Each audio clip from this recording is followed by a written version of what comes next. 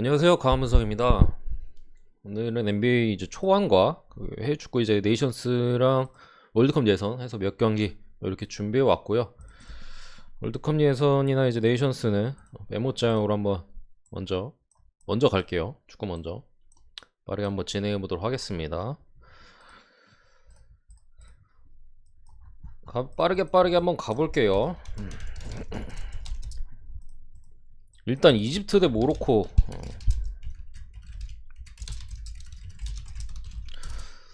이 경기는 역시나 사실 네이션스는 언더는 무조건 가져가야 돼요. 왜냐면 득점이 많이 안 나는 부분이 있고 약팀이 강팀을 잡을 수 있는 부분은 어쨌든 언더, 결국 이제 저득점으로 가서 뭐 승부차기 아니면 한 골 넣고 뭐 하거나 부르키노파소가 했던 것처럼 그런 느낌이다 보니까. 근데 어쨌든 이건 사실 강대 강해요.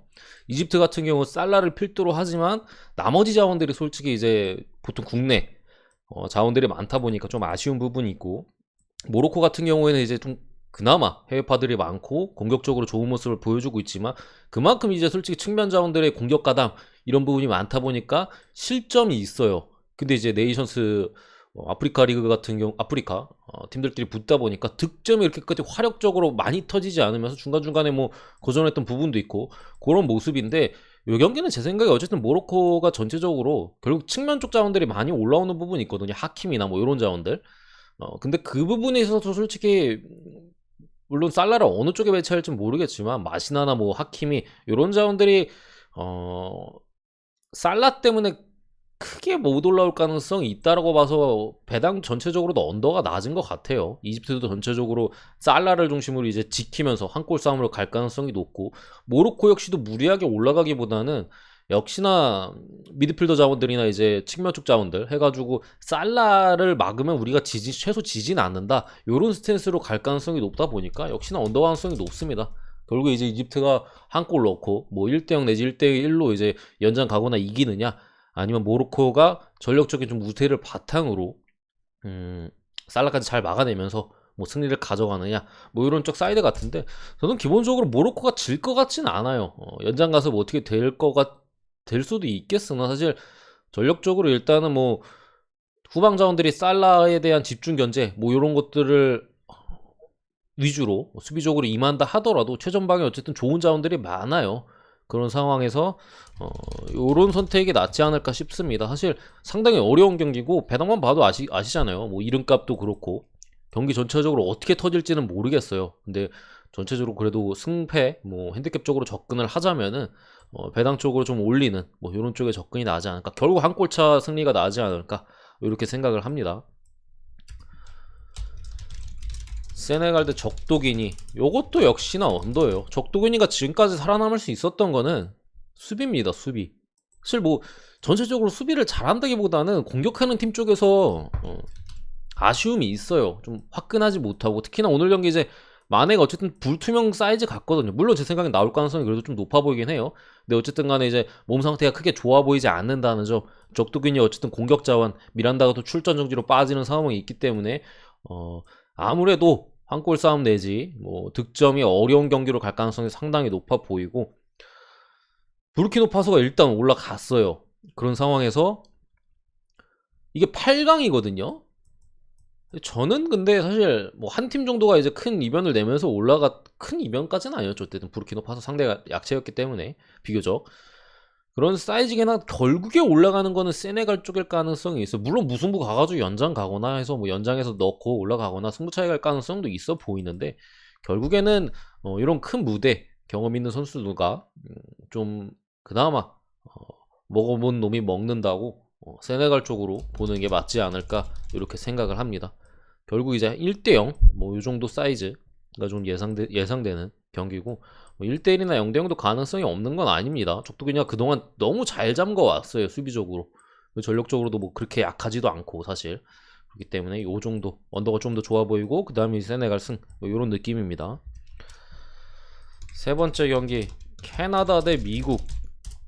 북미끼리 이제 딱 맞대결을 하는데, 일단 캐나다 같은 경우 지난 경기에 뭐 승리를 따냈어요. 알폰소 데이비스가 빠졌긴 했지만 뭐 상대 자책골이나 아니면 뭐 조나단 데이비스 핵심 공격수잖아요. 이렇게 득점에 성공하면서 뭐 2대0으로 가져갔었고, 유스타키오라는 중요 미드필더가 복귀를 했는데 못 나올 가능성이 높습니다. 코로나 복귀하자마자이기 때문에 출전 가능성이 좀 애매한 상황이고, 미국 같은 경우 지금 외야 똑같이 이제 캐나다인 조나단 데이비스가 있듯이 릴에서 뛰는 애 외에도 조나단 데이비스도 릴이고, 같은 이제 릴 소속 공격진이 인데, 외야 같은 경우는 코로나 프로토콜로 아웃돼서 이 캐나다 입국 자체가 불가능한 걸로 보이거든요. 그래서 공격 자원들이 빠졌고, 뭐 중원의 맥켄이나 아니면 바르셀로나 이제 측면 자원 데스트, 공격적으로 좋은 자원이죠. 데스트 같은 경우 이런 자원들이 지금 엘살바도르전 이후에 약간의 부상이 좀 있는 것 같아요. 그러니까 몸 상태가 그렇게 좋아 보이지 않고 이런 상황이어서 지금 미국의 배당이 상당히 높게 잡혔잖아요.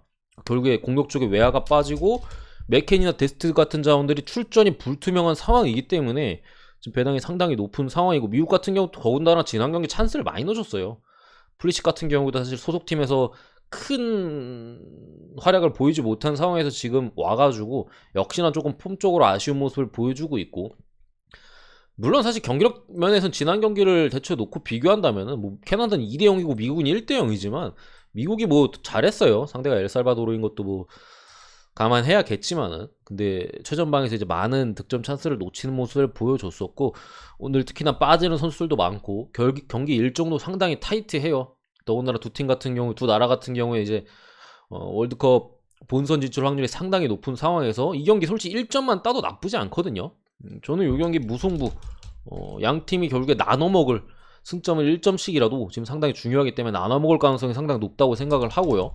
그렇기 때문에 캐나다 프랜슨 쪽 언더까지 전체적으로 나쁘진 않아 보입니다. 베팅한다면 이렇게 베팅하는 게 맞을 것 같아요.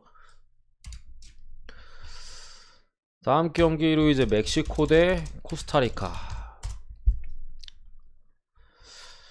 이 경기는 결국 멕시코가 어쨌든 홈이고 코스타리카 원정인데, 사실 배당적인 메리트는 없다고 생각을 해요. 코스타리카가 그래도 잘 비비는 팀이고, 멕시코가 어쨌든 최근 뭐 많은 경기를 사실 국대에서 치르지 않아가지고 정확한 사이즈는 아니지만 이렇게 화끈한 경기력을 보여주고 있지 않다는 점에서, 요게 만약에 오늘 또 몇몇 경기들 중에 쓰나미가 나온다면은 요 경기가 쓰나미가 될 가능성도 저는 없지 않다고 생각을 합니다. 근데 어쨌든 간에 전력적이나 여러 가지로 봤을 때는 멕시코 사이드를 보고요.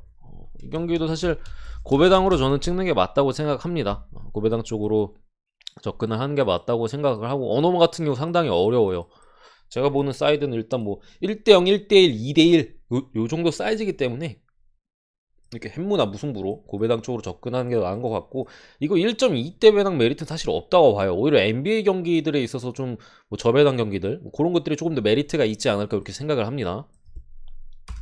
자, 여기까지고, 온두라스나 파나마 이런 거는 사실 이 팀들 자체도 전력이 좀 약해가지고 그러다 보니까 배당이 높은 것도 많은데, 전체적으로도 홈사이드로 보긴 합니다. 그 부분은 이제 뭐 분석하지 않고 넘어가고요. 이제 NBA 초안 분석을 들어가면은 애틀란타 대 LA 레이커스의 경기인데, 일단은 뭐 이게 새벽 경기라서 좀 아쉬워요. GTD가 상당히 많이 걸려 있잖아요. 뭐 웨스트브룩이나 말링 몽크는 뭐 당연히 나올 가능성이 높아요. 나올 가능성이 높은데, 이제 트레이 영, 디안드레 헌터 아니면 AD, 이 양 팀의 지금 전력의 거의 50% 이상을 차지하는 선수들이 GTD에 걸려 있다 보니까 뭐 미리 찍기로는 솔직히 말씀드리면 리스크는 분명히 있다고 생각은 하는데, 저는 어쨌든 트레이 영은 나올 가능성이 그래도 높다고 생각을 하고요. 사실 나올 가능성이 높다고 생각을 하고, AD는 잘 모르겠어요. 뭐 좀 부상이 있다는 소식도 있고, 뭐 찌라시긴 하지만 약간 뭐 그런 느낌이어가지고, 배당면에서도 어쨌든 애틀란타 홈비 저배당인 걸 보면은 해외 쪽에서도 그렇게 보는 것 같기도 하고, 레이커스의 최근 분위기가 좋지 않고 역시나 르브론이 빠진 상황에서 어려움을 겪고 있고, 솔직히 0만 빠진다면 충분히 일반승은 해준다는 마인드고, 다만 이제 핸디캡 접근은 역시나 이제 GTD 불투명 선수들이 많기 때문에 조금 쉽진 않아요. 여기에 뭐 벤치 같은 경우도 애틀란타 벤치가 뭐 그래도 어느 정도 최근에 잘 해주고 있고, 공격 쪽에서도 상당히 지금 레이커스 수비가 안 되는데 애틀란타 조커도 물론 트레이 형이 나온다는 가정하에요. 근데 어쨌든 상당히 좋은 공격 효율과 그런 모습을 보여주고 있고, 벤치 쪽도 충분히 이제 주전들을 잘 서포트해주고 있는 상황. 애틀란타가 무난하게 가져갈 경기라고 생각을 합니다. 여기에 뭐 오바 쪽도 크게 나빠 보이진 않습니다. 기준점이 근데 좀 226.5 높긴 한데 오바 쪽까지도 보도록 할게요. 지금 레이커스 수비로는 애틀란타 공격을 막을 확률이 좀 낮다고 생각을 하고, 애틀도 사실 수비적으로는 뭐 좋은 경기들도 있어요. 또 어찌됐든 간에 전체적으로 봤을 때는 좀 떨어지는 부분이 있고 좀 달릴 가능성이 있다고 생각합니다.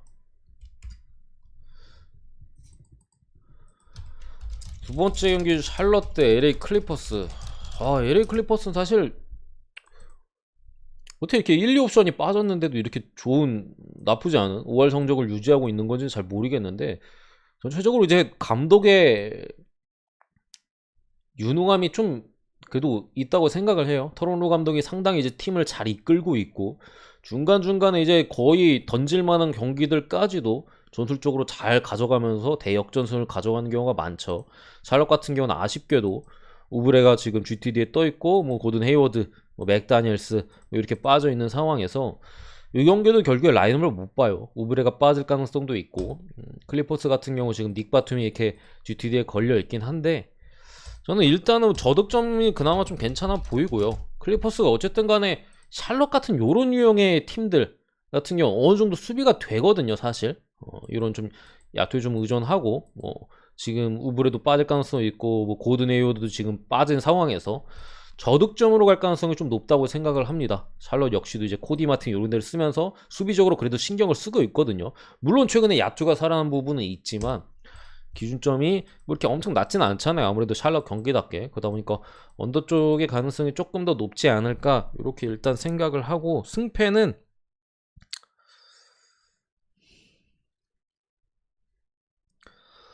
저는 굳이 보면 클리퍼스 프랜 쪽을 봅니다.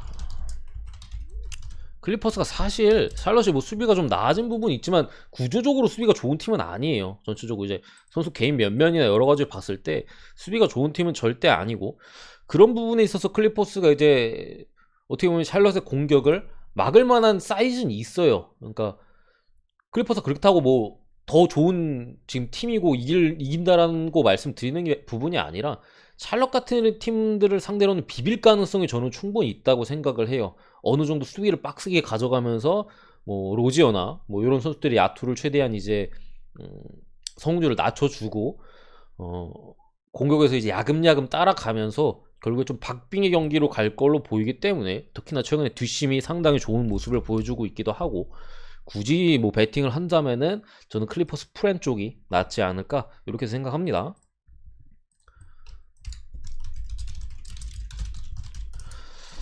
자, 이제 시카고 대 포틀랜드인데, 일단 사실 포틀랜드 많이 걸려있어요. 지금 노만 파웰, 뭐 코빙턴, 뭐 데니 스미스, 뭐 이런 선수들이 지금 GTD에 걸려있고, 나즈리틀이 지금 빠져있습니다. 레리네스나 이런 자원들은 여전히 빠져있고. 그래서 저는 근데 사실 일단 GTD는 뭐 나올 가능성이 높아요. 뭐 코빙턴이나 노먼 파울이나 나올 가능성이 높은데, 사실 나즈리틀 정도만 있었어도 포틀랜드가 상당히 비빌 가능성이 높다고 생각을 해요. 그래서 프렌 쪽이 낫지 않을까 싶은데, 일단 리틀이 빠져있고, 전체적으로 제 생각에 화력전으로 갈 가능성이 좀 높아 보이거든요. 양팀 라인업 쪽으로 봤을 때. 뭐 코빙턴의 수비가 좋다 한들 뭐 드로잔이나 이런 선수들을 막을 가능성은 없어 보이고요. 쉬고 온 이후로 더군다나 이제 효율 면에서 더 좋아졌기 때문에 막을 사이즈는 없어 보이고, 역시나 이제 양 팀의 백코트가 전체적으로 이제 화력전으로 갈 가능성이 높다고 생각을 합니다. 그 안에서 당연히 이제 어쨌든 원정 포틀이고 시카고 홈인 부분을 감안했을 때 시카고 승가 마인슨 쪽이 좀 더 가능성이 있지 않을까 싶고, 사실 저는 마인슨 그렇게 추천드리지는 않습니다. 제가 볼 때는. 근데 시카고 일반승 정도는 뭐 공짜로서 메리트가 어느 정도 있다고 생각을 하고, 기준점 대비로는 저는 이 경기는 오바가 좀 더 낫지 않을까. 요즘 기준점이 좀 이상하게 잡히긴 해요. 높게 잡혔다가 뭐 개 언더가 나오고, 낮게 잡힌 경기들은 뭐 오바가 나오고, 뭐 그런 경기들도 종종 있는데, 이 경기 같은 경우에는 기본적으로 저득점이 기준점 대에 크게 저득점이 날 확률은 없을 것 같아요. 간당간당하게 뭐 언더가 나올 수는 있어도 기본적으로 어느 정도는 충분히 달릴 만한 지금 사이즈로 보이기 때문에 오바 쪽의 배팅이 저는 마인보다는 그래도 좀 더 낫지 않을까 이렇게 생각을 합니다. 어떻게 보면 이제 도순무가 그래도 어느 정도 해주면서 뭐 잭라빈이 이제 핸들러 역할로서도 충분히 해주고 있고 이러면서 코비아이트가 또 벤치에 들어갔어요. 그러면서 시카고의 약한 벤치 이런 부분에서의 문제를 득점으로서 좀 그래도 도와주면서 해결을 해주고 있는 모습이고, 포틀랜드 같은 경우에 벤치가 좀 기복이 상당히 심하죠. 그지만 역시나 이제 주전 라인업에 앰퍼니 사이먼스나 CJ 맥컬럼, 노먼 파웰, 너키치 이런 선수들이 그래도 득점에 있어서 상당히 큰 도움이 돼주고 있기 때문에 오바 쪽이 오바 그리고 시카고 승 이렇게 보는 게 맞다고 생각합니다. 네 번째 경기 디트로이트 대 클리블랜드. 그거는 클리블 승 봅니다. 승. 다만 이제 핸디캡은 잘 모르겠어요. 7.5인데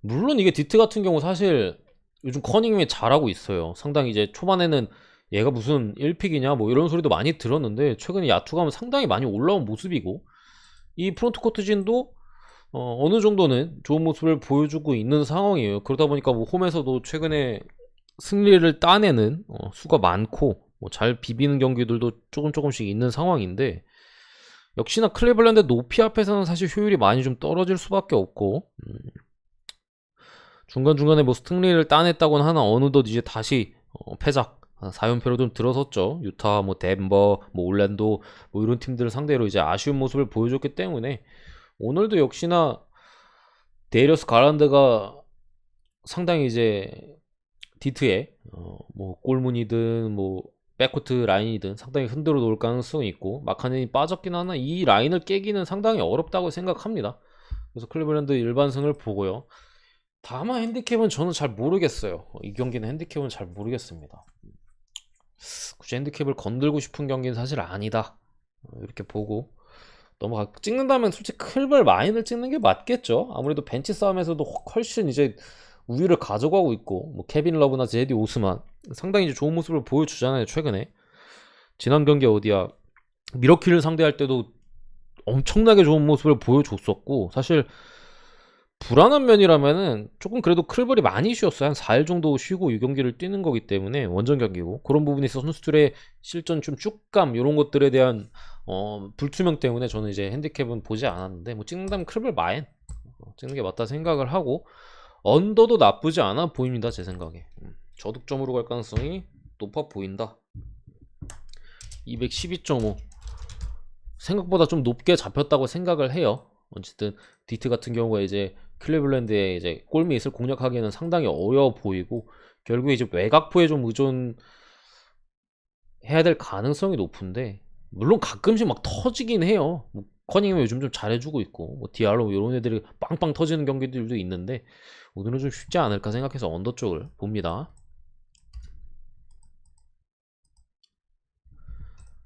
다섯 번째 경기 올랜도 대 댈러스.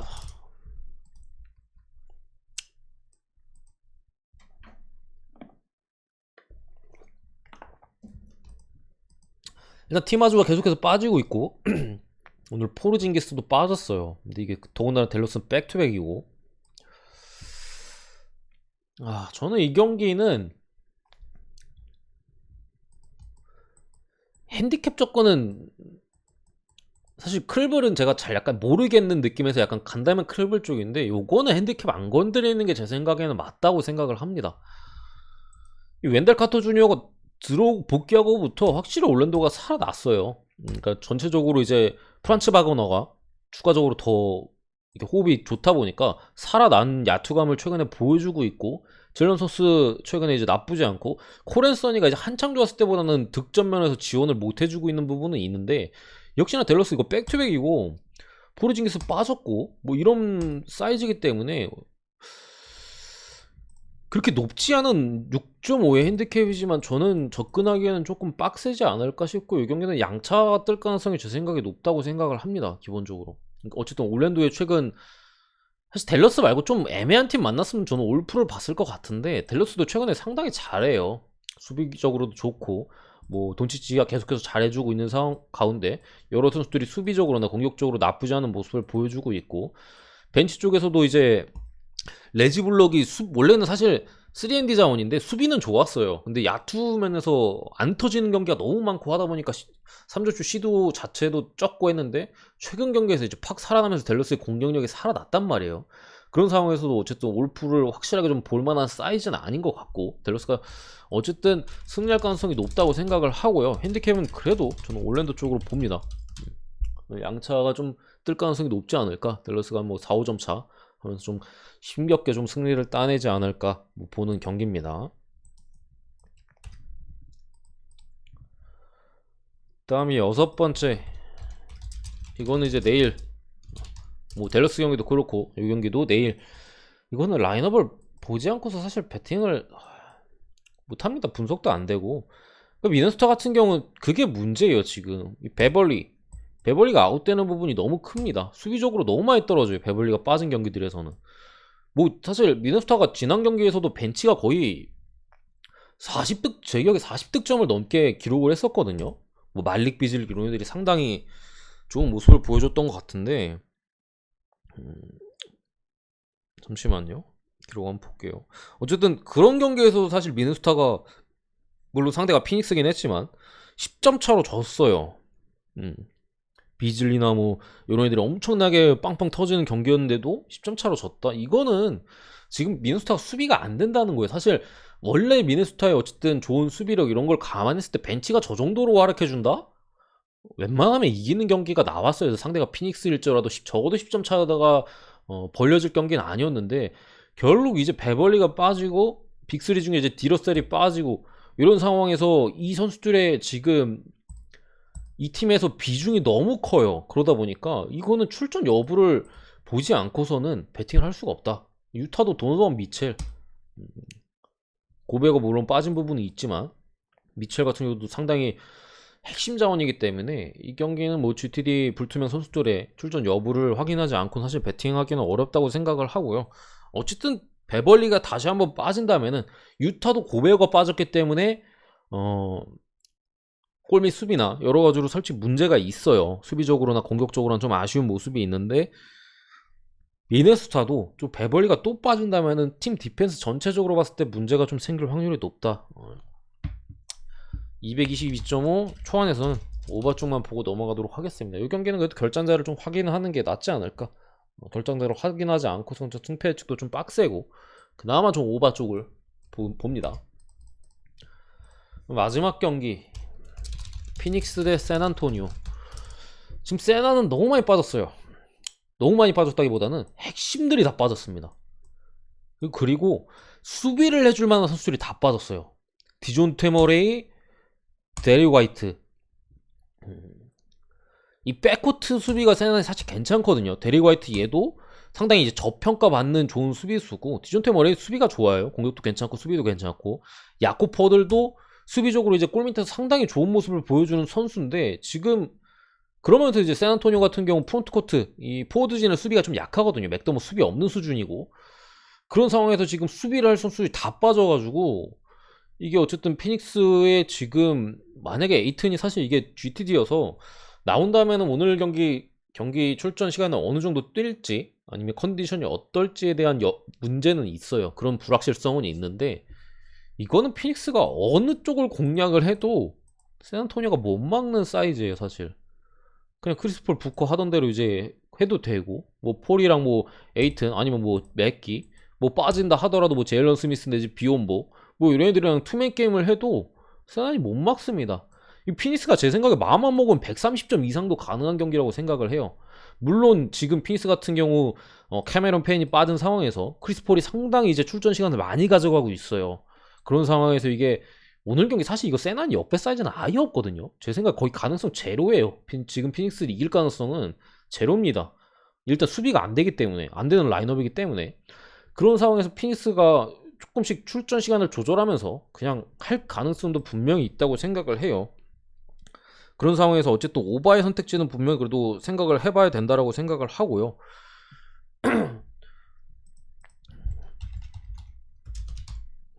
다만 이게 어쨌든 오바도 사실 불안한 면이 있는 게 점수차 쫙 벌리고 지공하면서 선수들 체력 아끼면서 그럴 수도 있어요. 그럴 수도 있는데 너무 이렇게 차이가 나니까 더 분석이 좀 애매한 부분이 있네요. 이거는 완전 가지고 놀 수준의 지금 라인업이어가지고 피니스가 더군다나 카메론 페인만 있었어도 쉽게 그냥 마인 보고 끝날 경기인데 크리스 폴에 대한 출전 시간을 물론 폴이 지금 대체가 안 돼가지고 계속 뛰고 있긴 한데 폴 자체적으로 이제 좀 쿼터마다 좀 슬렁슬렁 뛰거나 이제 다른 선수들의 포지션을 많이 양보하면서 그러다 보면 세난이 이게 수비적인 부분이 아예 안 되더라도 피닉스의 공격 효율이 떨어질 수가 있어요. 세난이 수비가 되는 게 아니라 폴이 이제 많이 공격 과정에 관여를 안 하고 다른 선수들한테 맡긴다면은 피닉스의 공격 효율이 자체가 떨어지면서 세난이 수비가 될 수도 있단 말이에요. 그런 부분에 있어서 조금은 오히려 너무 많이 차이나가 나가지고 좀 빡세긴 한데 어쨌든 이거는 제 생각엔 찍는다면 피닉스 많이 찍는 게 무조건 맞다 생각합니다. 지금 어느 쪽으로 피니스가 공격을 해도 세난이 막을 사이즈가 없어요. 제 생각에는 그냥 융단 피니스가 제대로 마음먹고 그냥 한두 쿼터 박살을 내면은 거의 뭐 쿼터 마진 10점 이상으로 박살을 낼 사이즈도 저는 충분히 있다고 생각합니다. 그렇기 때문에 피닉스 마인과 오바 쪽 이렇게 보도록 할게요. 어쨌든 제 NBA 분석은 여기까지고요. 구독과 좋아요 한 번씩 부탁드리고 감사합니다.